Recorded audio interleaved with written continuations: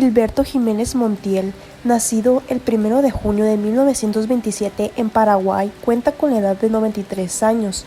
Es doctor en Sociología e investigador emérito del Instituto de Investigaciones Sociales de la UNAM, institución a la que se incorporó en 1982. Ha desempeñado un papel destacado en el desarrollo de las ciencias sociales en México, pues introdujo nuevos campos disciplinarios en la agenda académica, como la socioantropología de los santuarios, la antropología de las sectas religiosas, el análisis del discurso, la sociología del derecho y la sociocrítica de la literatura. También desarrolló innovaciones teóricas y metodológicas como el discurso de la semiótica en el análisis de la religión y la cultura.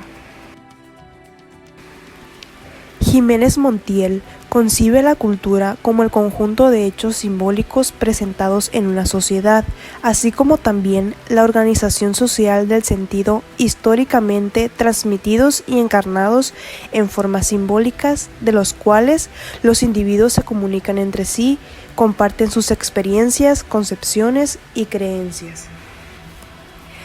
¿Qué es lo simbólico? Es el mundo de las representaciones sociales materializadas en formas sensibles, también llamadas formas simbólicas. Pueden ser expresiones, artefactos, acciones, acontecimientos y alguna cualidad o relación.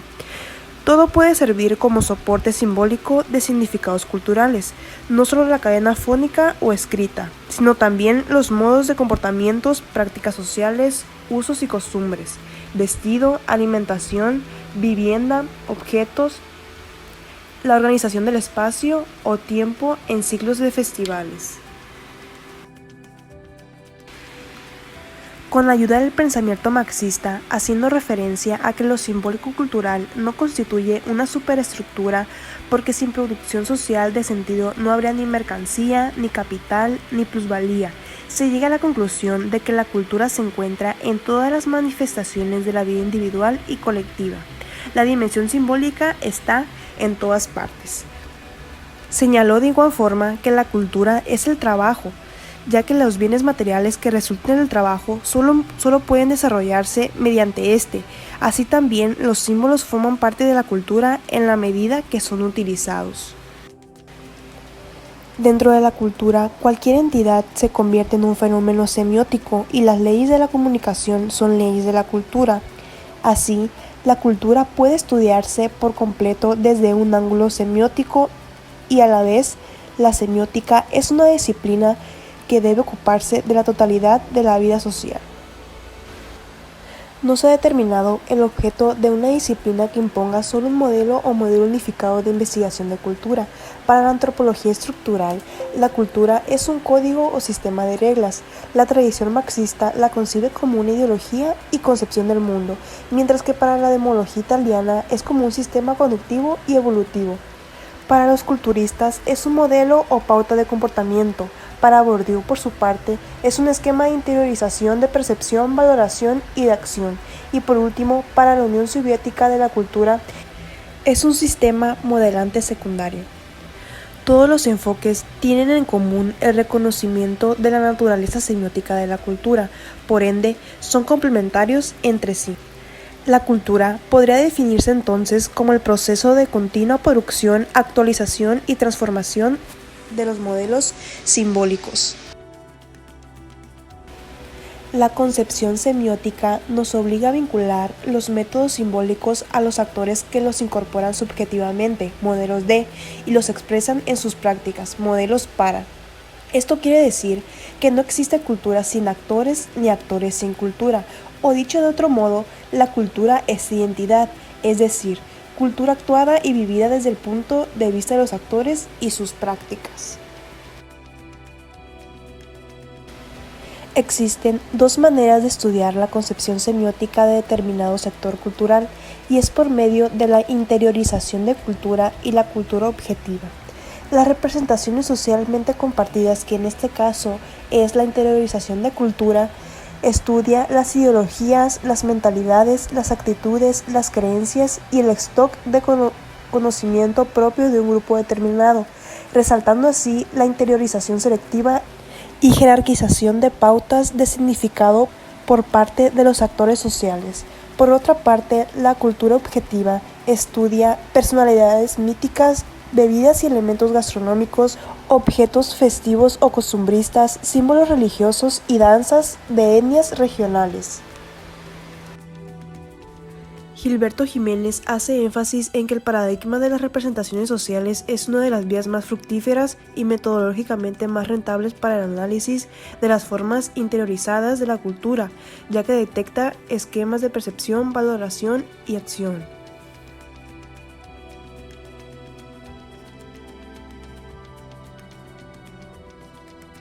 Abraham Moles era un ingeniero eléctrico y acústico francés, además de doctor en física y filosofía.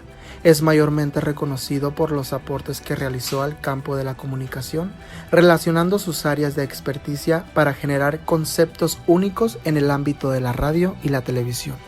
Moles es considerado uno de los más importantes teóricos de la comunicación. Teorizó acerca de la importancia que juegan los símbolos, los sonidos y los signos en la comunicación más allá de los mensajes. Por ende, dio también gran importancia al papel que juegan los diseñadores en la comunicación.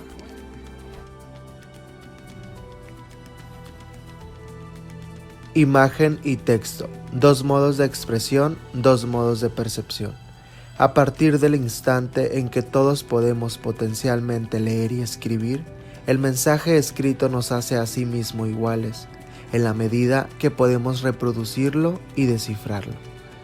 El mundo visual se compone de la realidad perceptible en nuestro entorno, las cosas reales que configuran nuestros escenarios de vida, el mundo físico y las imágenes de esas cosas, ambas son de naturaleza radicalmente diferente, pero unas y otras se entremezclan, se imbrican e incluso se sustituyen y se confunden en una misma realidad visible, en la exacta medida que las imágenes son también cosas físicas del entorno, objetos que significan.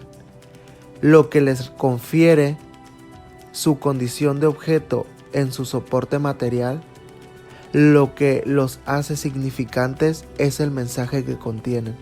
Las imágenes tienen una doble condición material y significante o semiótica. Es por su condición material que las imágenes, al igual que los escritos, permanecen, mientras que las cosas que ellos describen o representan, así como los personajes, escenas, paisajes, cambian, se modifican o desaparecen. Lo propio del escrito y del lenguaje hablado es la función de señalación o designación, de descripción, de argumentación, la capacidad de referirse a cosas ausentes y de transmitirlas a los demás. Lo que caracteriza a la imagen está muy lejos del lenguaje hablado. Es la función de representar, de demostrar, de hacer presentes a los ojos y a la memoria cosas ausentes que están en otro lugar y en otro tiempo.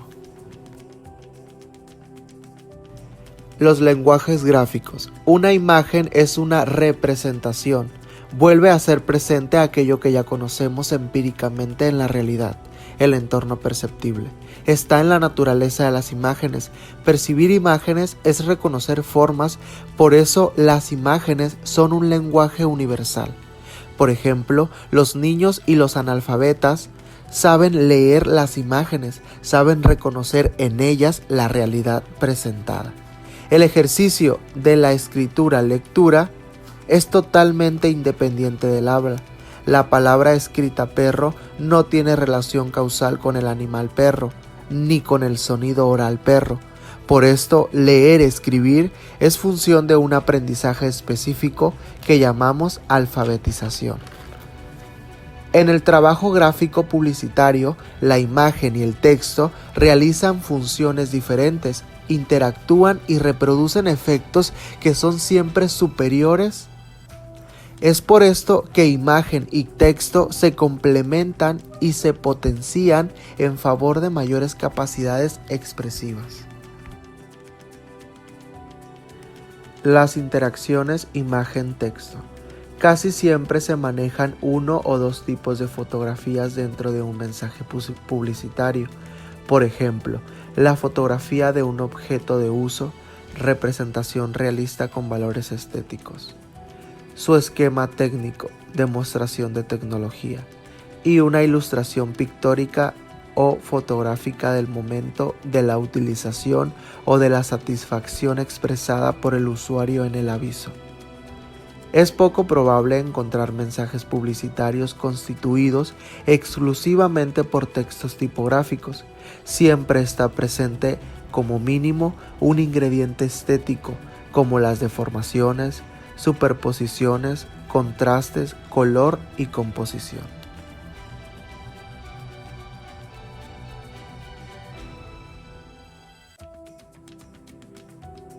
Pierre Félix Bondieur nació en Denguin, Francia, el 1 de agosto de 1930.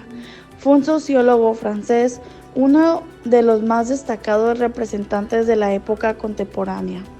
Logró reflexionar sobre la sociedad, introdujo o rescató conceptos e investigó en forma sistemática lo que suele parecer trivial como parte de nuestra cotidianidad.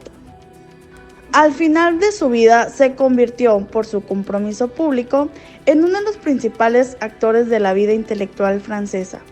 Su pensamiento ha ejercido una influencia considerable en la conciencia humana y social, en especial de la sociología francesa de posguerra. Caracterizó su modelo sociolingüístico como constructivismo estructuralista. Su sociología reveladora ha tenido críticos que lo acusan de una particular visión determinista de lo social.